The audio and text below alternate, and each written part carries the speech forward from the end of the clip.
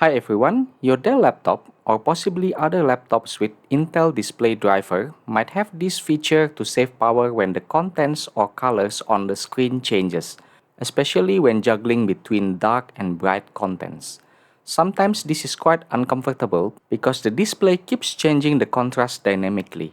To clarify, I'm not talking about auto brightness or adaptive brightness when the laptop detects the brightness of the environment.